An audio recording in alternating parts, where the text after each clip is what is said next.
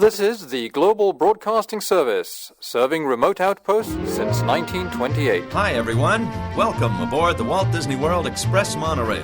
Caramba, we have something really big for you today. Welcome, foolish mortals. Now then, hang on to them hats and glasses, because this here's the wildest ride in the wilderness. This is the DBC Pod with Phil Schoen and Jason Dodge.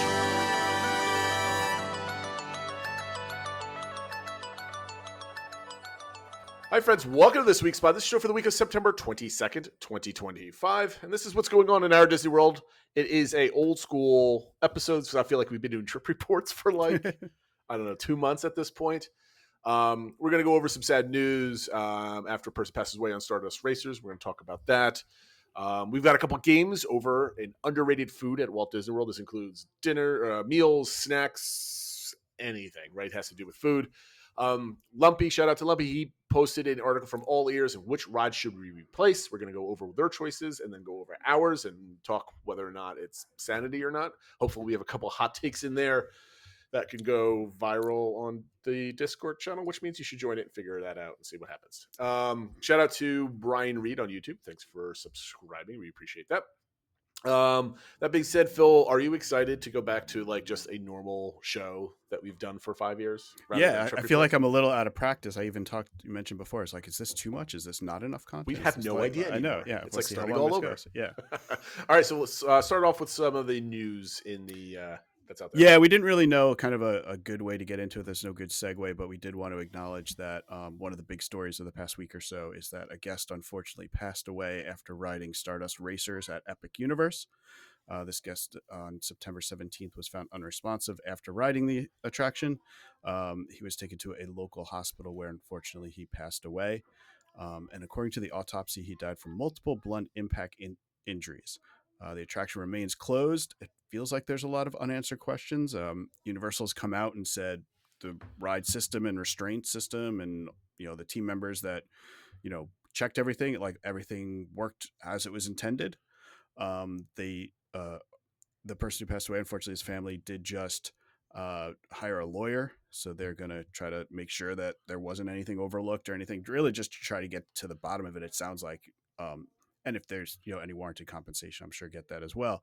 But like, why did this happen? Is there anything? Is it just unfortunate bad luck? Is it, something else that did go wrong or something they can modify with the system? It's interesting because it's not a unique restraint system or anything to this coaster. So if they do find something, does this mean it's going to impact coasters elsewhere? I'm not sure. It did feel a little weird that this came out like the week after I did my Epic attraction rankings, and this was my number one attraction at Epic Universe. And then also just obviously sending our thoughts and prayers to this man and his family, but also all the team members that work this attraction. It's obviously hitting them hard as well. And it seems like Universal is providing, support for them as needed and stuff like that. So there's not really a good conversation around this. It's just an interesting thing, and it's a sad situation. Hopefully it is something they figure out that can be, adapted in the future to make things even safer. But yeah, it's just a sad situation that occasionally does happen, Yeah, there's really not much discussion here, but we just wanted to, send out our prayers for the family there. So, yep. And there's no good transition out of that either. So the other news story that a couple of the stories I thought was interesting. One was that Imagineering is exploring the use of AI glasses in theme parks. So I guess they're using the Meta glasses. That the idea is that somebody could wear these glasses, go around a theme park, and in the example they were going around, I think California Adventure and Disneyland. And the glasses can kind of provide feedback to the user and kind of point out, if you're looking at an attraction, it can give you information about that. It pointed out looking at a piece of merch somebody had, it tells you where you can go buy it and stuff like that. So it kind of seemed like Google Lens, but automated and stuff. It did also sound like it could do proactive stuff. So just be like, hey, you're kind of close to Pirates of the Caribbean. It only has a 10-minute wait. Why don't you head over there if you're interested? Or did you know there's a Pooh meet and greet around here? So I don't know. It seemed kind of interesting, like all these types of things, but I also don't know if how practical they are. Is this something like, are we going to see all people wearing glasses like all over the parks and stuff? Is this something you would ever use, Jason? Or I mean, probably not. I mean, I don't want to. I mean, we all wear, I guess, sunglasses when Right. when we're down there. I mean, I've never worn the Meta glasses, so I don't know how good they are and what the quality of like the text and the pop ups and everything else would be. It seems like they're just trying to make Genie, not Genie Plus, but Genie, kind of workable in a wearable form. So Maybe, I'm not ready to like that was a terrible like launch. Like no one ever used that feature for it, I would imagine. So I don't know. I mean, I could find other good uses for these glasses, right? Like that's kind of fun, but like, where to buy merch, where to go, where the times are. It's like, okay, another thing to charge, right? Like how Yeah. long can these use? Can you use these in the hot Florida sun and will they keep on working? How much are they going to be? Do you have to rent them? I mean, like to me, there's like too much, like they're expensive, right? They're not, Oh, they're yeah. not like $20 and you just put them on. I can think of many other things. I would like it to augment your experience to make it more enjoyable, to like, add to the story of things. It'd be cool if there was like a tour mode so you can go through, like, see the history, like the glasses on Main Street, like the window panes, I should say, like who are those names, where do they come from, like that type of stuff. I think would be really cool.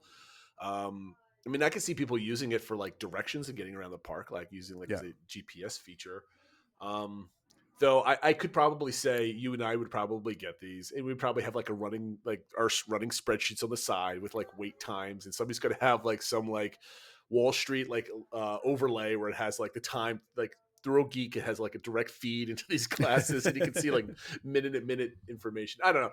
I think it could kind of get a little crazy with it. Again, whether or not people do it, how much does it cost, and does it actually work properly? Yeah. Those are ultimately the only questions. Yeah, one thing that I thought it made me think of some of the things we thought Magic Band Plus was going to do when we thought they were going to be like way more expensive than they were, and like actually give you like track stats and give you information and stuff like that. And I know there's like some games and stuff like that, so it did make me think if you could somehow use the like an augmented reality type thing to make that bounty hunter game more interesting or something like that. I think there's some things that if it gets to that next level, it might be interesting. But right now, it kind of feels like, I think somebody on Discord put it, it's like it's more for making people who are already into these types of things. It kind of says, hey, why don't you take it to the theme park, versus trying to convince theme park people to buy these glasses. Yeah, I think anybody who's using these already has a pair of Meta glasses and just Right. has like a feature that they could turn on for the Disney parks, which means like 5 people are going to be using it. Exactly. So we'll see. Yeah. So, but I'm looking forward to the augmented reality portion of things. I think that could be fun. But Meta glasses are not augmented reality; they're just like an overlay. Yeah. That you're seeing. Yep. I guess that technically is augmented reality, but not like graphics and like. Yeah, cool it's not like things it's putting happening. images in your eyes or anything like that. So the next story is that this is actually around Dollywood, which I know, Jason, you were considering, I guess, a future trip. I've been there. It's people on the message boards, it's kind of a popular non-Disney resort type thing to go that has some of those theming elements and stuff like that. But they announced that their biggest like a single investment into a single attraction is going to be coming next year, called Night Flight Expedition. They said it's a first of its kind in the world. It's supposed to be opening next year, 2026. It's going to combine 4 thrilling adventures where you soar, plunge, climb, and navigate to find what happens in the Smoky Mountains after the sun goes down. So they said they're spending about $50 million on the attraction, which is the largest, as I said, the largest investment into a single attraction. That doesn't seem like a lot of money compared to some like Disney attractions. It's so right? funny whenever you see other like either non-Disney and non-Universal. Universal obviously is spending a lot on money, but with like all these other theme parks, they spend like $20 million is a lot on an attraction. And I think Disney spends $20 million just on these like research trips. And Yeah, stuff exactly. Like that. But so it's supposed to be a 5.5 minute ride. It's going to be housed in a 44,000 square foot facility. So it'll be, indoors and that sort of thing. It's supposedly going to be using Mack Ride's rocking boat ride system that just won the award, the 2025 Golden Ticket Award for Best New Innovation. And if you saw like the footage of it, it's hard to describe without the footage of it, but it's basically like you're in a boat that's on roller coaster wheels. So you can be in a water ride, like going through the water, and they even can do like rapids, like you're going fast, because you can also attach to like roller coaster track, and kind of combines these multiple ride systems. So they're going to be using it to show off the different elements of the Smoky Mountains, where you can go like you're going through whitewater rapids, or just, going through the mountains and stuff like that. But it did kind of make me think like, okay, could Disney use this ride system somewhere at their parks? And if so, what do you think would be a good use or good IP for it to use? I mean, to me, it's like it's got to be either like a Frozen or a Moana like attraction to me, right? Because Frozen 2 is kind of like a classic like adventure, right? Like they go through different biomes and they're trekking across the world in search of things and stuff like that. Or Moana, right? It's you can do like the water elements, you could do like the beach or wave elements. You could do like some underwater scenes that could be like the plunge or the climb or the navigate section. I mean, there's all sorts of different things. Like you can, I don't know exactly how it could do everything, but like you can, like the Kukumara scene, right? Like like kind of plunging through that and stuff like that, and then plunging into the water and being the sailboat. I don't know. I think that would be really cool. I don't know where they would put it because that seems like it needs a lot of real estate to actually do everything.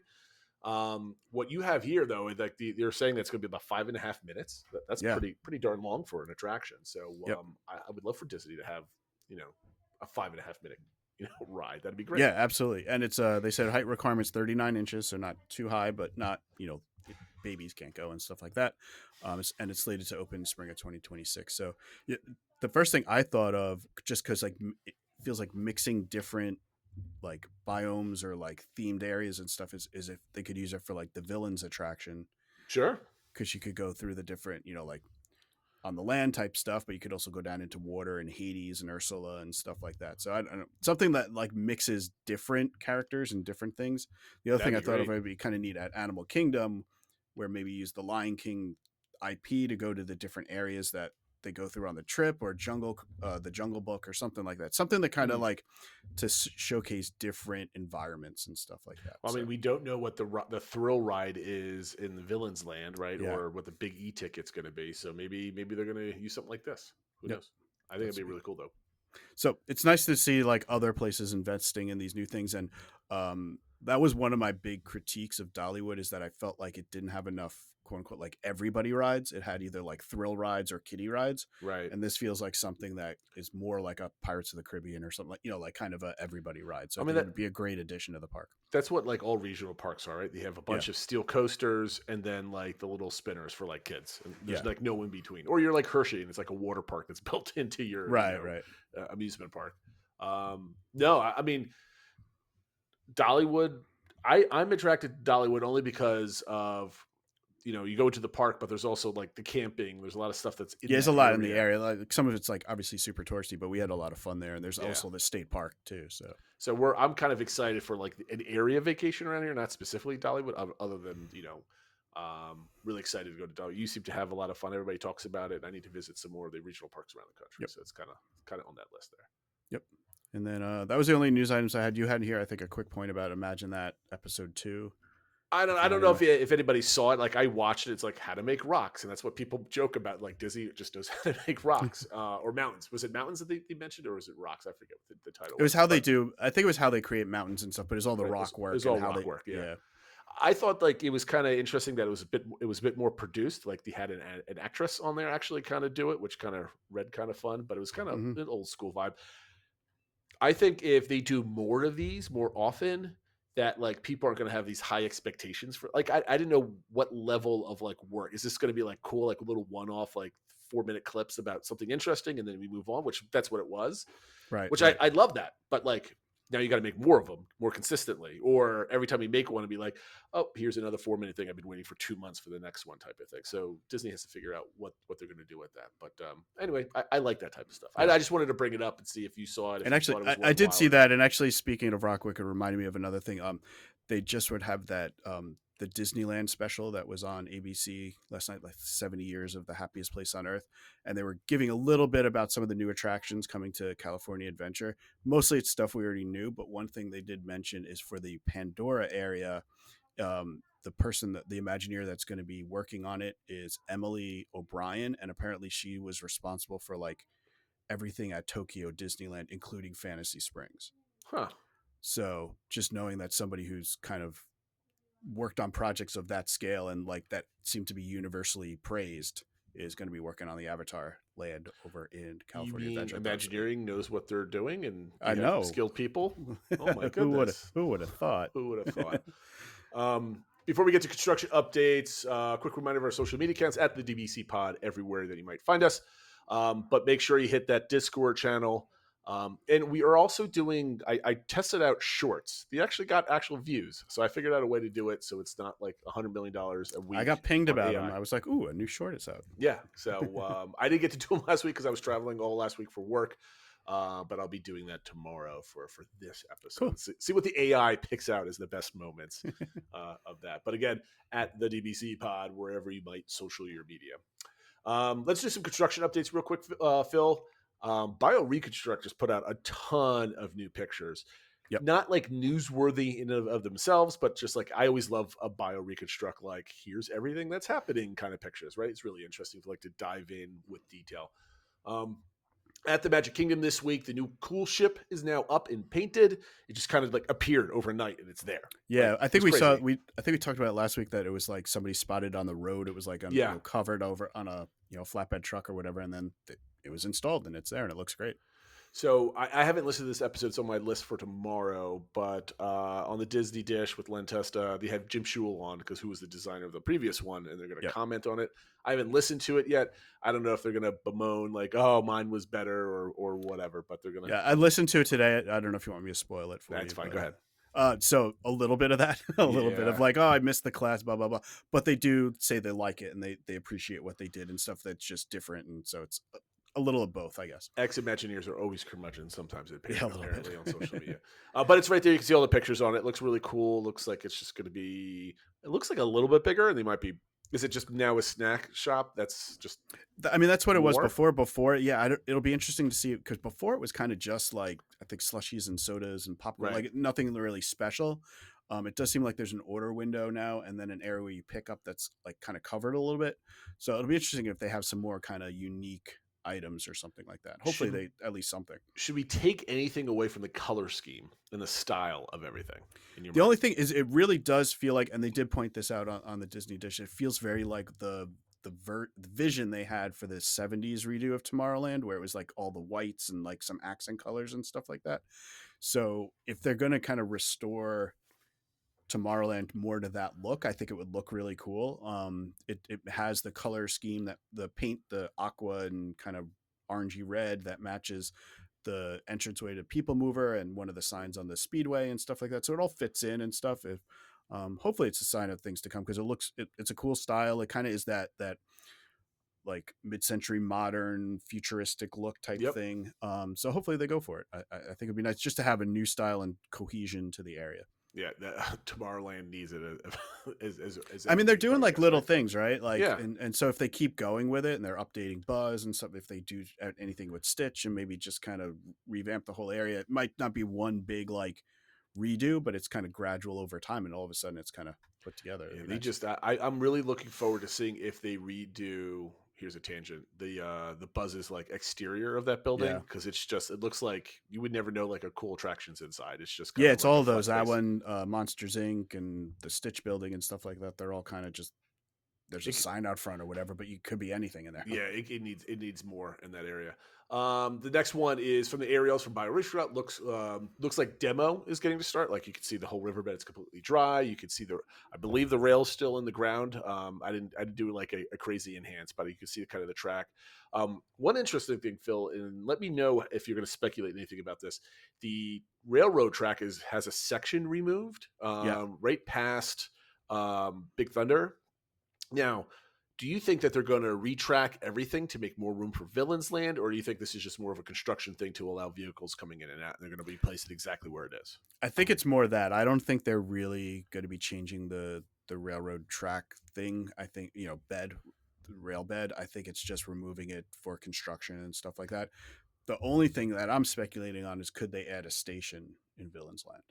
I would hope so. I mean, that'd be like, Because that's a pretty far gap from Frontierland all the way over to like Storybook Circus and stuff. I mean, so it's you could half the definitely park, fit essentially. yeah. So you could fit another station there. It could be kind of that like kind of Gothic Renaissance, whatever look they were going for. I think could be pretty cool. It could be a lot of fun. Also in there's some. It wasn't a scissor lift, but it looked like a boom in maybe it was, I forget the construction vehicle, but it wasn't a scissor lift. It looked like something with like a boom and stuff like that people get on. So it looks like demo is probably going to start relatively soon, not like tomorrow, but Right. who knows? Maybe we'll start tomorrow. I know. But it looks like they're putting scrims around the perimeter. WDW Magic speculated or said, I don't know if this is speculation or not, that it's there. The scrim is going up so you could put the fencing there where it wasn't there already. So they can have a full, complete envelope of that. So we're going to rely on BioReconstruct to give us all the pictures for it. But that's getting exciting. I know everything is slowly ramping up to redoing this area. My question for you, Phil, do you think we'll see demo of Tom Sawyer's Island before all the other back of house infrastructures in place, like the offices or anything else that's kind of being put together? What do you think happens first? I don't know. I think they might want to get all that ready to go before they start demoing. I mean, we know they were on there tagging things they wanted to keep and stuff like that, but there's the bulk of the demo still has to happen. So I think they'll be kind of more or less ready to go with everything before they get to that. What would be a good under overfill for when they start removing like the trees and everything else on the island in your mind? So what's today, the end of September. So really I have 3 months for the rest of the year. December 1st. Okay. So are you going to go before or after December 1st then? I'll go after December 1st. What do you think? That is so easy to go after. Like, you could have like everything. All right. You want me to push it back? Like, no. I think that's a good date because like they could start removing trees like next I know. month, Could be right? Exactly. Yeah. So I guess I'll go before on that one just to play antagonist. But it could happen, right? It could happen. We didn't think Monsters Inc. land would be starting this quickly. I know. Right? It seems like some things we thought were going to go quicker are taking longer and vice versa other ways. So who knows? So big update by our friend Drew the Disney Dude on Twitter. Confirmed that there's a crane going up in the Tropical Americas area where the foundation work is going in. So BioReconstruct had a bunch of photos. They did see the base of the crane that was there. And now I don't remember. It was a couple days ago when BioReconstruct posted those pictures, but now the crane's like fully up, right? So I think earlier when Drew posted it was the vertical part of the crane, and I just saw a little bit ago the horizontal part of the crane. So the crane's got to go vertical before it can go horizontal, before the building can go vertical, or I don't know. There you go. Nice. You got there. There's areas being cleared out. The Boneyard demo is almost complete. Again, the pictures in bio, there's like some left kind of in the corner. I don't know. Yeah, but it's pretty much gone since then, but it's all there. One really thing that was interesting was I had a really tough time orienting myself with those pictures, right? Like which way is the back, which way is or everything else. Cause all it was just a cleared land and like very narrow hallway to get to Dinosaur. So that was really, really interesting. But like, I think it's mental over there right now. It's like, you're going to have to somebody has to take a picture of like starting to go into that hallway and count how many steps you're weaving through like this narrow hallway to get to Dinosaur. You can find that up for us in November. Yep. But yeah, big activity in Tropical America. So that's really great that's going to start going. No updates at Epcot. Hollywood Studios had a really interesting picture. This is kind of like the first picture that we got of what's going on. So we mentioned, I guess it was 2 weeks ago. 2 weeks ago that there's like walls going up between the causeway between Toy Story Land and Star Wars Galaxy's Edge. Oh yeah. Basically from like the bathroom area into like the tunnel into Galaxy's Edge. And we got an overhead view, and maybe it's just me seeing it for the first time. Maybe there's some other pictures out there, but like it was if you're looking at the bathrooms to the right side, there's like a pretty significant area that's cleared out. And then on the right side of the pathway, kind of from like at the tail end of Alien Swirling Saucers, kind of leading in, there's more land that's cleared. And it's speculating there's going to be snacks and tables and sitting areas and stuff like that for people. And it's not just like a row of benches, however I was thinking about it. Like they're going to make like some planterns and whatever. It's like a decent chunk of square footage. Yeah. It's more than like one table deep, essentially, right? So I thought that was interesting to note. And this just kind of started happening like 4 weeks ago, something like about a month ago, maybe. So I don't know what's going on there, but it's interesting. The last bit of news is in the Grand Floridian. On WDW Magic, they had a link of like they're just starting to putting some of the decorative pieces on the bar in the lobby. I guess that's newsworthy, at least to go on this list. Like they're making progress, essentially. So yeah, the other thing was with the Florida Way. they're continuing to work on that expansion of that roadway. And I guess in Bio's picture, he pointed out 2 spots that are going to have rotaries, which I think is interesting because not everyone knows how to drive in a rotary, and I'm just worried about tourists and rental cars and stuff like that. Oh, it's gonna be hilarious. Yeah, but hopefully they're kind of simple ones and easy because when people know what to do with them, they're super efficient in moving traffic. But I just thought it was interesting and potentially funny, but we'll see. Do you want to mention the Disney film rewatch for our friends? Sure. Yeah. So that was something, for our community on Discord. They're starting to do a Disney Films rewatch. We have a new channel in the Disney chat section where they're basically starting from the Snow White and they're going to be doing all the animated movies going forward. I think they just started. So last week was Snow White. This week is Pinocchio. So the idea is just you and your family rewatch the film that maybe you haven't watched in a long time and kind of share your thoughts on it. Do you think, if something you haven't watched in a while, did it kind of surprise you? Did I actually asked my kids, you want to watch Snow White? They were like, no. I'm like, oh, Yeah. okay. I was always tempted to be like, I don't care. You're watching it. But I don't know. Maybe hopefully we'll find one or two that the kids are actually interested in, kind of get their thoughts and stuff like that. Non-Disney, but our family is going through a first-time watch for the kids, the Lord of the Rings extended director's cut. That's on like HBO Max. So it's like each movie is like 4 hours. Yeah. So we had some time off on Sunday. We got like 2 or 3 hours into like the Two Towers. I'm like, this is just long. I mean, I'm a fan of the movies. It's funny. My daughter kind of reads like Harry Potters, and she's read goodness, I can't remember the other, like Percy Jackson movies. Or something, or... like all those type of books. Yeah. There's the one that made like gosh, I can't remember her name. This is a terrible conversation. But Katniss was the main character. Oh, the Hunger Games. Hunger Games. Thank you. Yes, she read all those books and everything else. Anyway, she likes fantasy. She was into it. My youngest daughter is just hiding underneath the pillow all the time about like, it's gonna be scary. Is it scary? And she's like, it's pretty tame, I think. And my son's like, this movie stinks. And then he's just like staring at it the whole time, like, no, you can't turn it off yet. So he's being a little strange. Anyway. We do a family movie night every week, so hopefully we can get in sync once we get that done. On to the next segment. So this is a shout out to Lumpy that gave us some free content, so we appreciate that. All Ears put out a article, I think it was a couple weeks ago already now, at the 9th of September, so it's a couple weeks. Yeah, about 2 weeks ago. But the name says, I hate to say this, but these 6 Disney World rides need to go, right? And they listed 6 rides and the reason why. So we're going to go one by one, and then Phil and I made a list. I don't think I'm listed 6, and if I did list 6, that was by accident. But we'll go through there. So the first one on the list, Phil, was the Speedway, and they listed this because it smells like gas. It's clunky. It's a relic of another time. It's old. It's not eco-friendly. Do you agree with this sentiment? Are they off on this one? And did you make sure you read this without your son watching it? So I agree with the sentiment. Everything they said about it is actually true. Personally, I would vote that it gets rethemed to like kind of Tronify it, make it, electric cars and make it have cooler lighting and effects and looks and things going around. Basically make it more like a more modern and updated version of it. But it's still a popular attraction. I know, obviously, I'm probably a little biased because my son loves it, but a lot of kids do. A lot of kids like to get to drive and stuff like that. So I know it's a pretty big piece of land, but it is also kind of landlocked there. And if they didn't do something with it when they were doing Tron, I don't know if they're planning on doing something with it. So I would like to. So they put work into it. Yeah, exactly. So I would like to see them update it. It's also one of those classics. They always had the Autopia and stuff like that. So I think there's a place for it, but it does need serious updating. So I would update, not replace. Yeah. So updating it, new theming, whatever, is not replacing it. Right. You're still using the heart of the attraction. Exactly. Right? Whatever. Yeah. I would agree.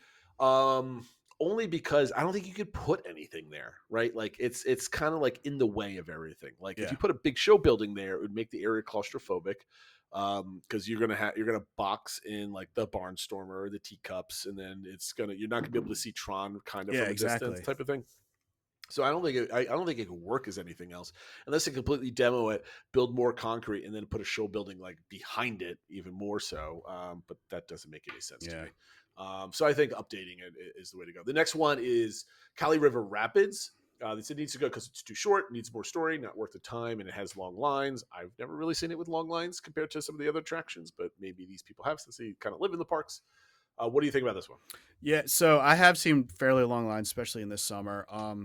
We really like this ride. My kids like it. It is short though. I know the original plans for the attraction were to be much longer and have more thrills and stuff. There's really like not a lot to it. Yeah. So I mean, best case scenario would be they expand it and make it a better version of what it is. I'd be okay with them replacing it if it was worth it, if there was something great that they put in there. But there's also a big area behind it that they could just do something else without replacing it and stuff. So I don't think it needs to go, but if they had a good vision for something to replace it, I'd be okay with it going. So most of the time, I'm okay with almost replacing anything. Yeah, It just gets me bigger and more stuff. Like if you're Right. going to demo it, but build a land with like 2 attractions and dining, like yes. Yeah. But if you're just going to rip it out to get rid of it, no, obviously because the park needs things. Yep. I agree that it's too short. The story it tells is not very compelling. Like, yes, it's a lovely, representation of deforestation and all this other stuff, but my kids don't get it until I explain Yeah. it to them. So it's if I have to explain it as a parent, it's not doing a good job telling the story of it. Plus, I think the park just needs more like just fun things to do, and they can easily make it a kind of fun story. But I don't think you can elongate it at this point. I think that's set in stone. I think that it's almost be like building a new version of it, right? If you're at this point, exactly. So I think this is more of a redo rather than a replace, in my opinion. The next one seems kind of interesting. Star Tours seems redundant with Star Wars Galaxy's Edge, and it's not connected. It's also not very immersive as far as like the whole experience, like walking in type of thing. Yeah, I mean, it's much more like the old version of Hollywood Studios. Right. So do you agree with this one, Phil? I do agree with the point where it feels weird that there's this 2 Star Wars things that are close but not connected. It's kind of like a weird layout. I think if they should have probably just combined it in when they first built Galaxy's Edge versus the way they did it. But I still like Star Tours. I think it's like a people eater at this point. They keep updating it with new scenes and stuff like this. Like again, like you said, anything can go if they have an amazing plan, but I don't see any need for it to go. No, I don't think you need to change it. I mean, if you're going to change it, you change like the interior queue of it, but the queue's still or if fun, if they want to change, or if they want to change the outside, because it kind of looks like a set. You can see like the back of the AT&T. Yeah. If they kind of want to like retheme that, sure. But I don't think it needs to go. I think it's a good kind of filler attraction that they have. It's a at Hollywood perfect Studios. filler attraction. Yeah. My kids were screaming at me to go on this over and over again because they were able to get in after like 10 minutes. Let's keep going. I'm like, I don't want to do Star Tours 3 times in a row. We need to get back. We need to do stuff. So that was super popular with the kids.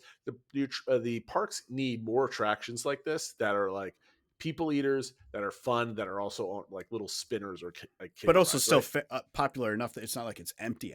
Oh, It's no. just, No, I mean, like the the wait times aren't more than like 10, 15 minutes. but most it's of the usually time. got at least 10 minutes or something. It's Yeah. not like, Universe It's of empty. Energy.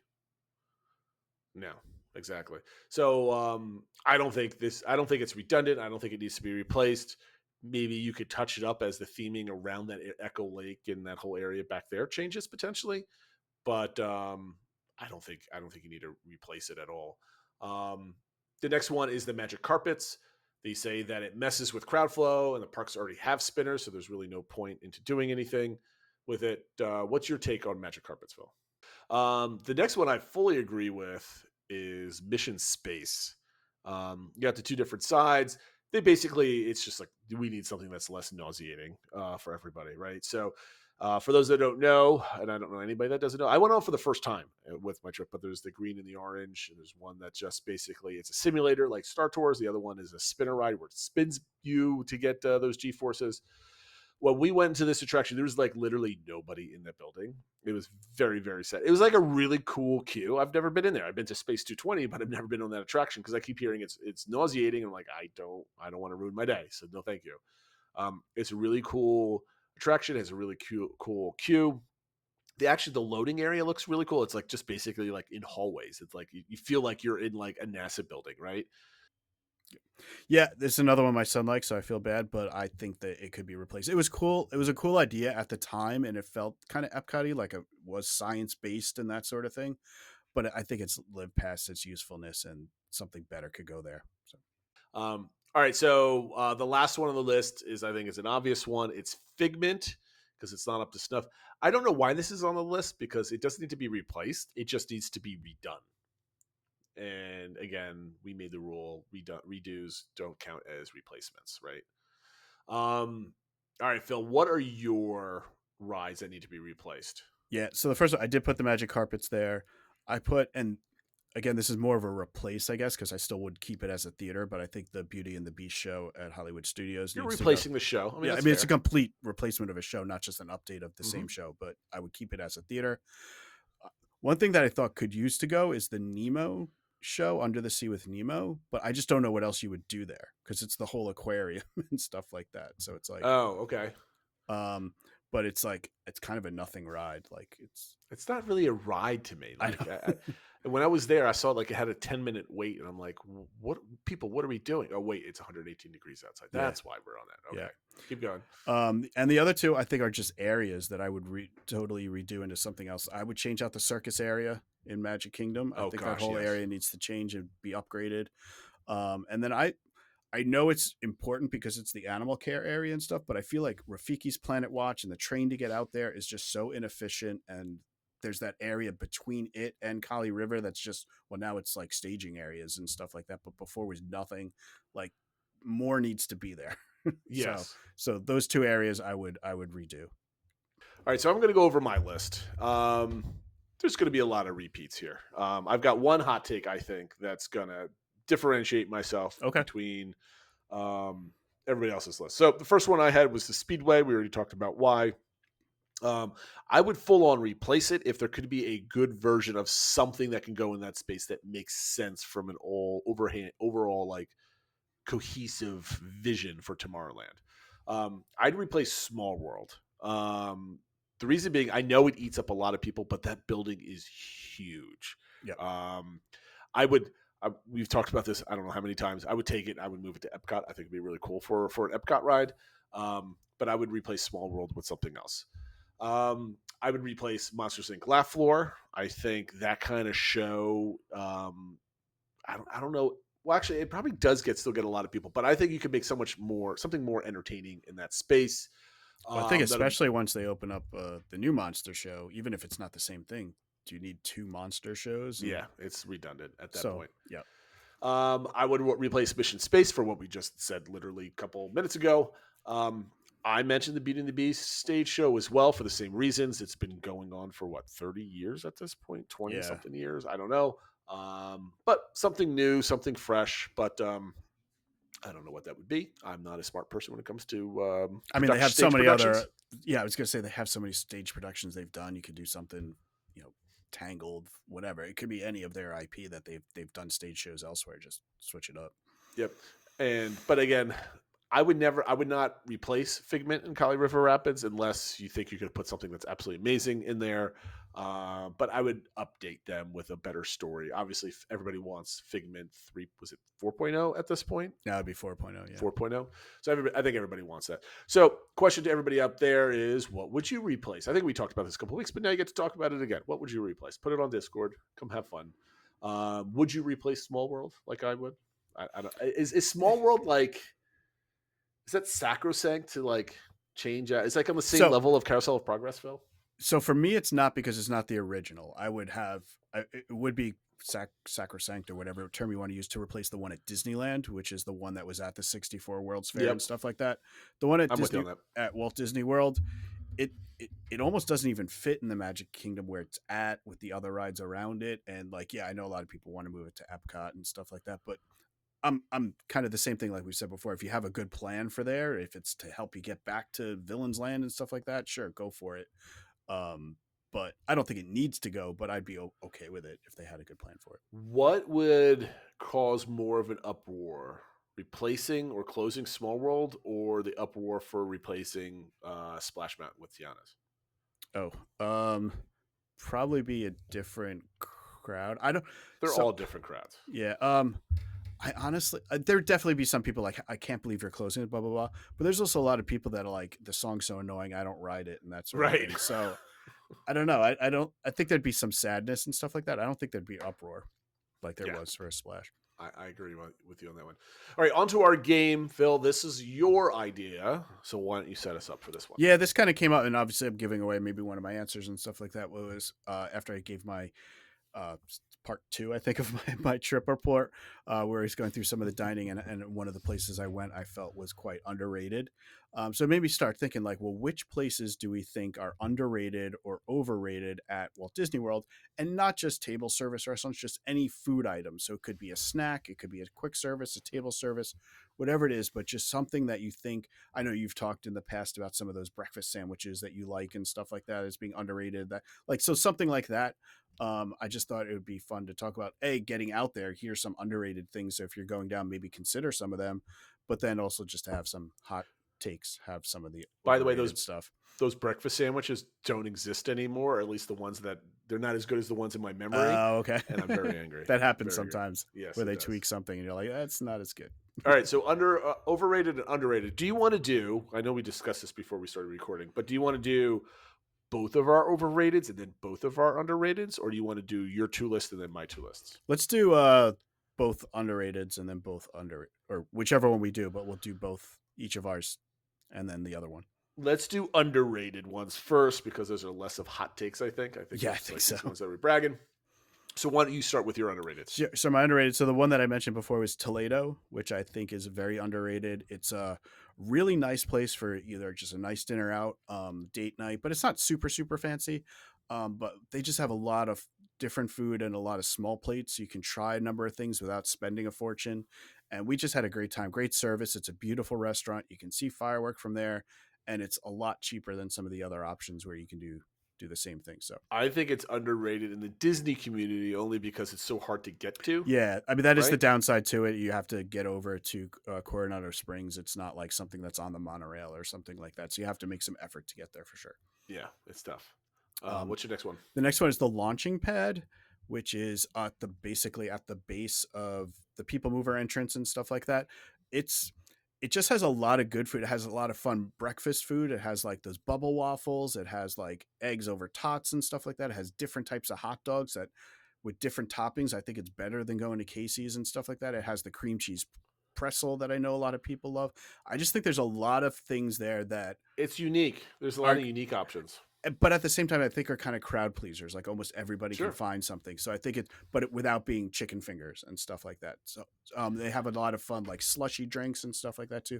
I just think it's kind of gets overlooked a lot as a place to get maybe not a full meal for everybody, but a good hearty snack. I don't think they do a good job advertising that there's some cool stuff in there. I mean, because it's kind of in the shadows. It's under like you everybody sees it and passes it. There's tables around it. But I think people see that and think like, I don't need a hamburger or chicken fingers or whatever it is. That's what's in there. Or they associate with Cosmic Rays, which is the big one there or something like that. But it's got some unique stuff. So I think that's something to consider when you're kind of in that area looking for a snack. I think that's a good one. Good job with that. And then the other one I put is the Kringla Bakery in the Norway Pavilion. Everybody goes there for the school bread, but my thing is all the other stuff they have there. They have these like apple cakes. They have the different coffee drinks, like the Christoph's coffee, which is like has like the cocoa stuff on top, and then they have like an adult version with Bailey's in it and stuff like that. Like it's one of like if we're in, especially in the morning, like if we're on that side of the park, like we went to do Frozen or something like that, we always stop in and get kind of like pastries and breakfasty coffee and stuff like that. So I think everyone just thinks about the school bread there. I think the other things there are overlooked. I don't think half of the even Uber Disney fans know that this place exists, to be honest with you, because no one talks about it unless everybody just chooses. I went in there for the first time, had the school bread. It was tasty. No one else in my family liked it. Yep. So I ate a lot of school bread coming out of there, and I was not complaining. But I mean, I wouldn't go back again because it wasn't like a wow factor for me. But I went in there. There's like so many other delicious things there. Like you just said, and I'm like, this is better than go to Joffrey's over by the Canadian Pavilion. So I'm with you on that. That's a great one. So those are my 3. Okay, so my underrated, I think everybody can get. I've mentioned this like every single time we've done something similar. So my first one is Skipper's Canteen. I don't think enough people talk about it. I've been saying this for the history of this podcast. This probably was one of our lists when we played some game like this back in 2020 when we were first starting the show. And it's got different foods. you could probably find something that you enjoy if you're not adventurous as an eater. It might have a funny name, but it's generally just like chicken salad or something. That's what I found when somebody's like, "Oh my god, look, it's so exotic." I was like, "It just has a weird name. It's chicken with a sauce and potatoes." Or something. Like, don't worry about it. It's not crazy, but like, everybody says like the Magic Kingdom dining is not great at all, and I would agree with that. But Skipper's Canteen is a legitimately good restaurant. It does go through some changes from time to time where you get a little bit less or it's not as good, but generally speaking, you can get a good meal in a good themed environment with good service. You might get a waiter that wants to play like the puns and everything else with you, but I think it's easy to get. It has got a really nice waiting area and everything else like that. So Skipper's Canteen always gets my votes for underrated. The next one that's underrated is the maple popcorn in the Canadian Pavilion. Everybody gets the regular buttered popcorn, whatever. That maple popcorn is very, very good. I don't know if it's underrated or it's just me being biased, but like it's delicious, and you don't really hear people talking about it as much. It's definitely one of those things where the people that like it like rave about it, and it's like a must do for them. But then like 95% of the population doesn't know it exists. Yeah, exactly. Or they get confused because they're going there during the Food and Wine Festival or some other festival, and it's like they just think that it's an offering, but they want to try something else, but they don't realize it's just always there, and that's always an option. So one nice thing with it is you can, if you have like a nicer popcorn bucket, that you get the refills, you can get refills of the maple popcorn. It's quite delicious. I made the mistake of walking past it because like, I'll get it next time. But the next time we were there, it was 118 degrees. And I was like, I'm not eating popcorn right now. So I missed out on it. My third one is the Kusafiri Coffee Shop. I'm probably mispronouncing that. This is literally like, it's not even like in my Disney experience, I want to say. Either there is a pin drop there. It is a shop as you're walking towards the safari. It's across from like the really cool gift shop in Africa where they have like a lot of like hand carving, like earrings and all this other stuff. It's directly across from there. And they always have some delicious breakfast sandwiches there. I've had a couple different ones as they kind of change them out. The coffee there is absolutely delicious. I don't know what they do there, but the coffee is very, very good. All right. So the Kusafiri Coffee Shop, just mentioned, one of my favorites. And if you can find out where we had all of our technical difficulties in this show, see if you can put them in the comments because I'm stitching everything together tonight. All right, let's go with our overrated dining options, Phil. Why don't you start with that one? Sure, and I definitely think these might be a little more hot takey. But so my overrated one, the first one is the Sci-Fi Dine-In. I just don't think it's anything special. It's been the same way for a long time. It's eating in the dark, and you're kind of sitting sideways next to people, and there might be other people in your car, and it just doesn't make for an enjoyable experience. And the food's okay, but it's also another place where it's like, why am I paying this much for like sandwiches and burgers and stuff like that? So I just think it's overrated because I know some people it's almost like a must do for them every trip, and I just think it's not worth it for that. So I saw this one on your list, and I was like, is this overrated? Because I think it's properly rated. Because I hear people like, it's not worth it, like you're saying, and I hear people like, I hear balanced views on this. Okay. I think it's over. I mean, like, I've never been, but we were seriously considering like all of our options because we had the dining plan, and we're like, nope, we're gonna cross this one out. We have zero interest eating in the dark, and the food looked kind of mediocre at best. Yeah, I mean, I know the shakes are good. Everyone raves about them and stuff like that, but it's, to me, that's not enough to make it worthwhile. My second one is the cheeseburger spring rolls that you can get heading into Adventureland in the Magic Kingdom. We're gonna fight on this one.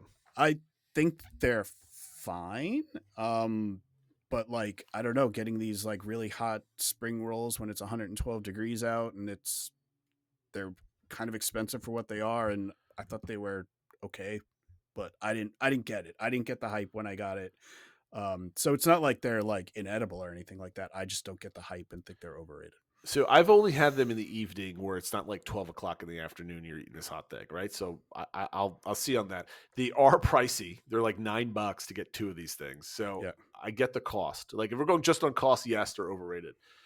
The only reason why I love these is it has a distinct flavor, not flavor, but it has like, it's a little bit different than anything else. And I don't know why, but they're like this. When my family sees me get these, like, this is Dad's snack. You can't have any, and I can eat them all to myself. All right. So Well, there's some you got some personal, just like, personal battle here. nostalgia there and stuff. Yeah. But like you said, they're nothing anything special. You can get them at the grocery store. You get like a 6-pack of them. That's for what it like feels $5, like. It feels. right? I mean, maybe they're a little bit better than that, but it feels like something you can get at Trader Joe's and But pop to in me, the they're air fryer tasty. or whatever. I like them. But yeah, you're right. And then my last one is similar to Sci-Fi Dine-In. It's Beaches and Cream. It's just another one that people rave about and is like a must do and is like the best meal of their trip and blah, blah, blah. And we did it. And it was like, okay, it's like burgers and ice cream and for 3 times the cost of what I could get at home. And I don't know. I just didn't. And it's another one where I didn't get the hype, where it was like, this was not worth going out of our way to go eat there and just have like okay food and stuff. See, my mother went here 10 years ago with my sister, and they had like the kitchen sink. Yeah. And, my mom was like, we should go back just to get ice cream. And we watched. And again, if you remember, we did like all the reviews of all the different restaurants. We started like narrowing them down and everything. We watched one video. It was an all ears video. The food looked absolutely horrific. Like, it looked like bad diner food. And I'm like, why do I want to go to a place that looks like a bad diner with bad diner food? Like, there's nothing magical. And about I don't know this if it's place. because we're from the Northeast where there's like really good actual diners. So Yes, it's like, maybe. why? Maybe that's part of it. I don't know. Maybe. But like, yeah. It's like I can eat ice cream somewhere else. Like, I don't need a giant thing of, like, I'm not a big ice cream eater. My kids are. So my kids might just like seeing 5 pounds of ice cream. Yeah, I mean, in if you front of want to them go eat and it, just sure. get the kitchen sink to share and stuff and have fun with it, go for it. But the way some people rave about it and it's like a must do every trip, I just don't get it. I don't either. Overrated. My overrated list. The first one is Chef Mickey's. I think this is overrated for a couple of different reasons. It is an expensive character meal. You do get to meet the Fab Five, which is, I guess worth it. But the food is not great, right? There's other, like Crystal Palace is, I think, much better buffet than Chef Mickey's. But you're dealing with the monorail going by. It's very loud. It's wide open. It doesn't feel like a restaurant because there's no roof, right? You're just in the middle of the atrium in the Contemporary. So if that's like a vibe that you want, go for it.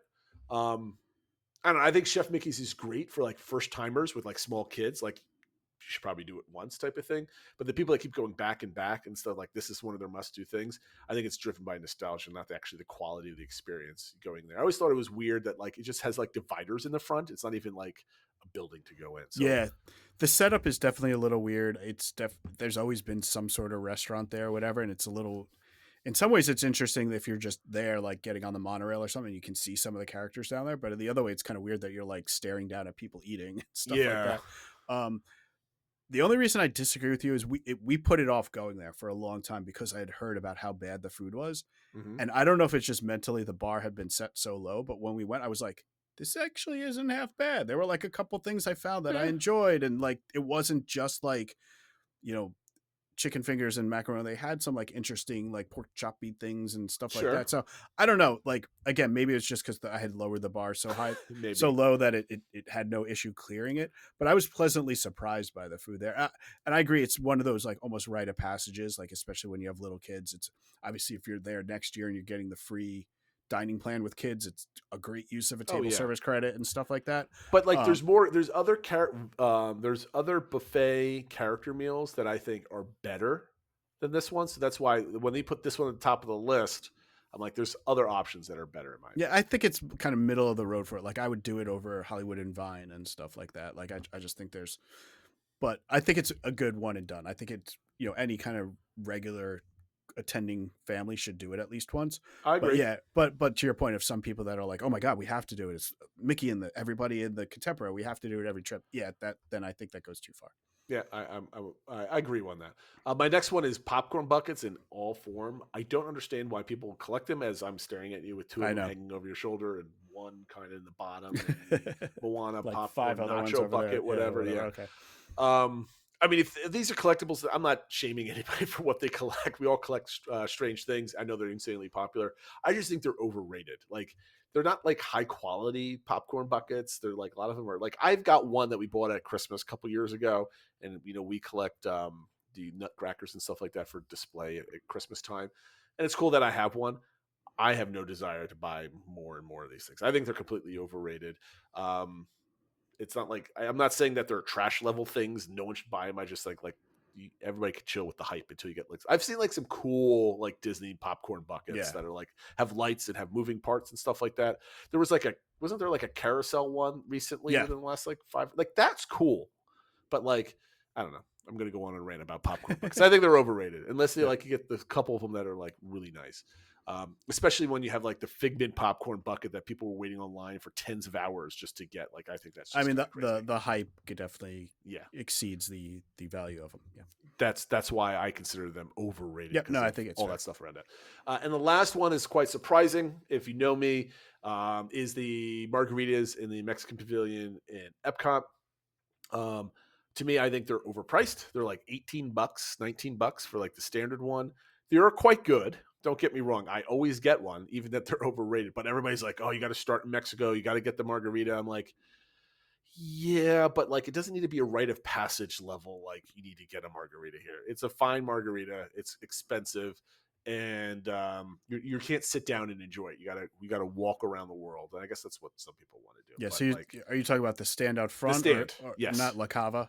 No, if you're at a bar having one of these margaritas, Okay. because my best thing is if you're going to spend $19 on a margarita, I want somewhere to sit underneath the umbrella and have a drink and watch the water or do people watching. I don't want to buy that drink and then keep marching towards Frozen type of thing. Yep. Right. I was wondering if you were considering La Cava because it might be a hot take, but I think that's starting to get overrated just because it's never doesn't have an hour wait to get in and stuff like that. And they no longer, all the margaritas are batch made now because of how popular it got and stuff like that. So it's it used to be a must do for us because it was amazing and handmade margaritas. And it was kind of a place to get out of the sun and stuff like that. But now we haven't been there in, I don't even know how long. Cause every time we go in there, I'm I'm not waiting an hour to get in there and that sort of thing. So yeah, in some ways that's almost gotten overrated or just become the thing to do, You should check the waiting list. Maybe if Geo 82 sucks out for the people that want to chill at bars, maybe the line's not as bad anymore. Yeah. So those are my 3 overrated. Let me know what you're overrated. I think is that the DBC engagement for this week. What is your hot take for underrated? That is. What is your hot take for neither underrated or overrated dining option of any sort at Walt Disney World? Okay. We did have a DVC engagement for ranking Epic amongst 4 Walt Disney World parks. We're at our limit and we're having technical difficulties right now. Do you want to save this one and discuss it next week? Because I think it deserves some talk. Yeah, if you think, I could either do it quick, but if you want to spend some time chatting about it, why don't we save it? Because I just want to talk about how things just basically lined up perfectly for everything. But I think it's a nice 5-minute conversation. Okay. And I don't want to start another recording as things have stopped several times here. Hopefully my stitching is not too great. But before we get off, Phil, is there anything else that I forgot that you need to add? No, I think that's all good. Reminder of our social media and apologies for any issues if you encounter where you notice that we've stitched a few things together. See how good I am tonight. That being said, everybody, thank you for watching and listening. Make sure you hit those like buttons and subscribe and all that other fun stuff. And we'll see you next week. Take care, everyone.